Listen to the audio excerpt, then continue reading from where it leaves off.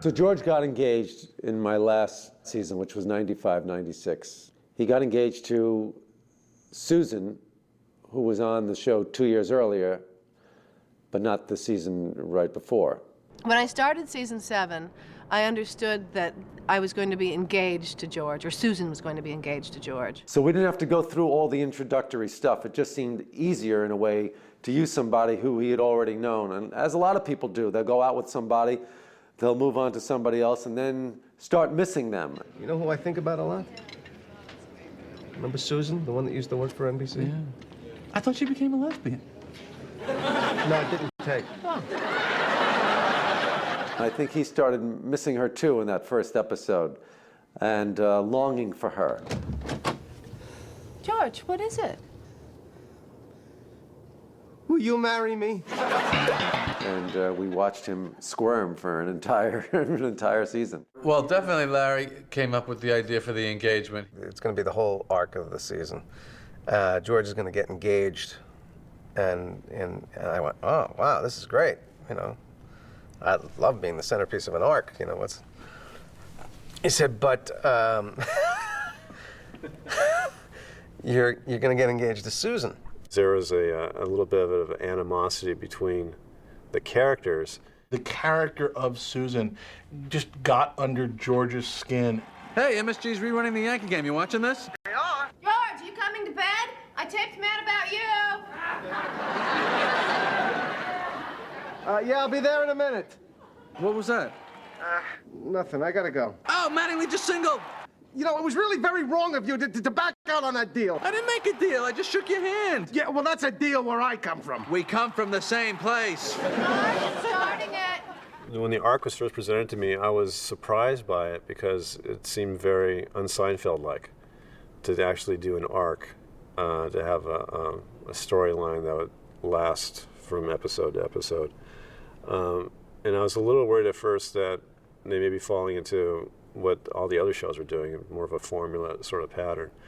But that wasn't the case at all. Larry prided himself on never doing the expected. Well, I remember when I found out via phone that my son was getting married, and I got to speak to the girl, didn't even know what she looked like. Hello? Congratulations! I just want you to know that I love your son very much. You do? Yeah. Really? Yeah. May I ask why? What could possibly be the outcome of this engagement? There's only a couple things you can do. I knew that it had to either end with our getting married. Or he leaves her somewhere along the way, he breaks up with her, or she breaks up with him. And there was rumors at the time that that would be the last season. And they were thinking that perhaps a way to end the series was for George to get married, and then everything would fall apart. There's no life for the four characters together once someone else comes in. I was totally bemused as to what was going to get us out. And Larry's answer at the beginning was, I didn't know. And I don't know if I knew until I started working on the last one. We would always, after the shows, go to Jerry's Deli, which is down the street from the studio. you know, rehash funny little moments and have odd conversations. And Jerry just goes, Jesus, don't you wish you could just kill her? and Larry, I just remember Larry going,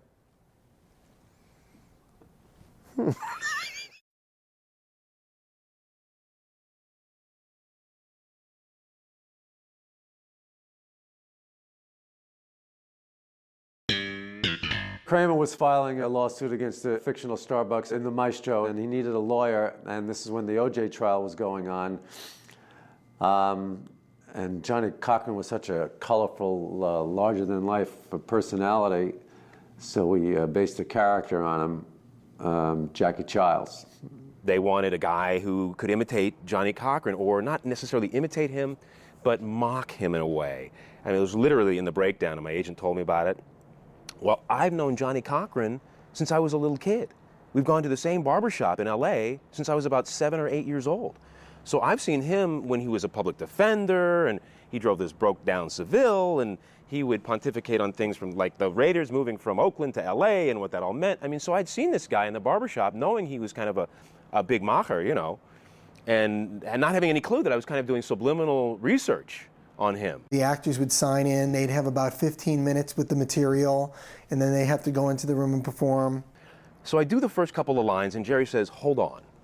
Well, as an actor, you know, when the boss says, hold on, in the middle of your audition, it's never good. It's like, you always feel like, well, you know, did something happening out of my ear? What's going on? He goes over to the thermostat and turns the air conditioning up, and he says, man, you're so funny, you're making me sweat. Go ahead.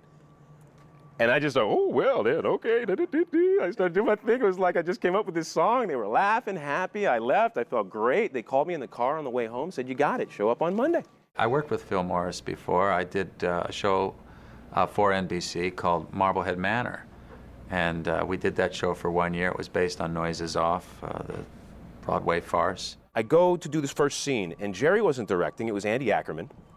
But Jerry was there watching the scene. So I'm trying different stuff and different inflection. He goes, hold on, stop. Again, with the stop, you know, never good for an actor. And what? He goes, are you trying different things here? I go, well, yeah, you know, I got 5 days. I want to try and figure out, you know, maybe I can do this. And he goes, no. You spend the entire week doing exactly what you did in the office when we saw you on Saturday. That's your job. It's your job to find the original funny, okay? And I was like, I got it. And when he played it the way he played it, that kind of fast-talking kind of guy, I was delighted. My friend and I, we were going to the movies, and we stopped off and bought this cafe latte. Mm-hmm. What is that, like Italian coffee? Yeah, that's right. Half milk, half coffee?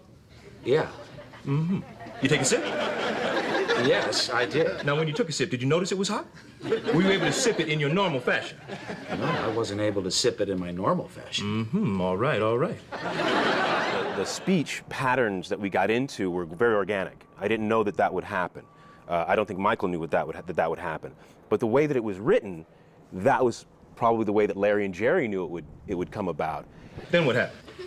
Well, you know, they don't allow outside drinks in the movie theater, so I had to put it in my shirt and sneak it in. Yeah, see, they like to sell their own coffee. Yeah. Now, is that going to be a problem? Yeah, it's going to be a problem. It's going to be a problem for them. This is a clear violation of your rights as a consumer. It's an infringement on your constitutional rights. It's outrageous, egregious, preposterous. It's definitely preposterous. One thing that we always used to laugh about is that Michael would always mispronounce words by accident, Michael Richards.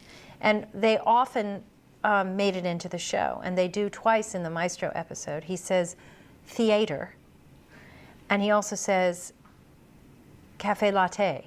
Another cafe latte? Yeah, you better believe it. Since when are you so trendy? Hey, baby, I set the trends. Who do you think started this whole cafe latte thing? I don't recall you drinking cafe lattes. I've been drinking cafe lattes since the 5th grade, and I haven't looked back. We would just love it, and we would often try not to laugh when he did it so that he would continue to do it because it was an accident. Although sometimes I wonder if he wasn't doing it on purpose. But there's no way of knowing now.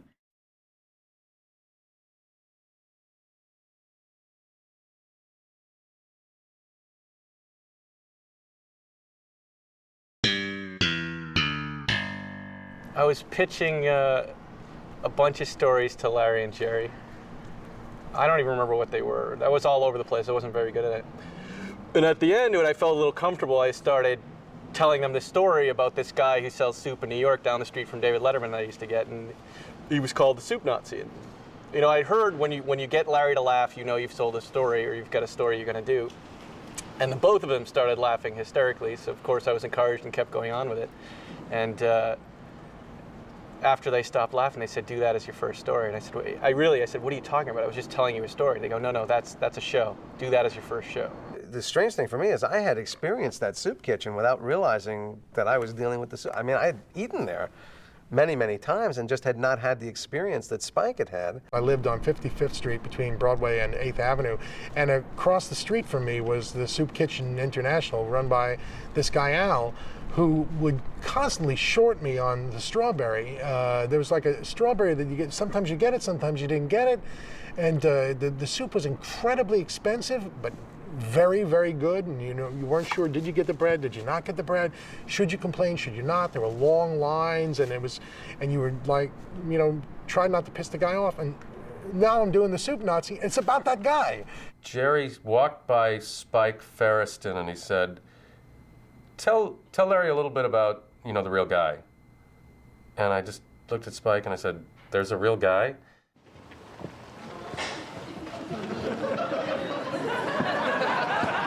Medium turkey chili. Medium crab bisque. I had not done a Middle Eastern accent specifically. I'd done lots of other, Spanish, Italian, whatever. So I popped Lawrence of Arabia into the VCR, and I just listened to Omar Sharif. See, a lot of people don't know that the Soup Nazi is actually just an imitation of Omar Sharif. Excuse me, I think you forgot my bread. Bread, $2 extra. $2, but everyone in front of me got free bread. You want bread? Yes, please. $3. What? No soup for you.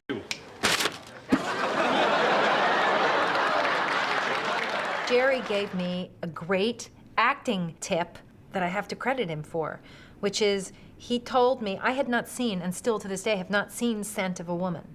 And I told the Soup Nazi that he looked like Al Pacino in Scent of a Woman, and then Jerry told me to go, hoo-ah, hoo-ah, like Al Pacino apparently does in Scent of a Woman. You know something? No soup for you. Come back 1 year. I got a big laugh, so that was really like getting the answer to the test where you haven't read the material. So right before I left New York, I moved into an apartment building that only lets you move furniture on certain days. And I made it one day. I made it in with my giant TV under the wire. But I was thinking, what happens if I did? What would have happened had I not done that? And I'd been stuck with that TV from Saturday afternoon way on through to Monday morning. What do you mean I can't bring it in here? I live here. It's Sunday, Elaine. There's no moving on Sunday. That's the rule. But I didn't know, Tom. Can't you just make an exception, please? I've got a nice face. Tomorrow, okay? You move it in tomorrow. I'll even give you a hand, all right? Oh. Well, you're just gonna have to hold this for me. I'm a guy on the sidewalk. I don't have layaway. Larry kept going, but why would these guys steal an armoire? Because originally they weren't gay thieves. So he's saying, who would steal an armoire? Who would steal it? You know, you'd get called into the office to help them solve these problems and then quickly shoot out. And he came onto this idea, well, let's make them gay. Only gay guys would steal an armoire. They were the perfect thugs. Can't take this. This belongs to a friend of mine. Look, you want to get hurt? Huh? I don't think you want to get hurt, because if you want to get hurt, I can hurt you. Now just back off. Just pick it up. What is this, huh? You have some kind of product here? What is it you're not understanding? We're taking the armor, and that's all there is to it, okay?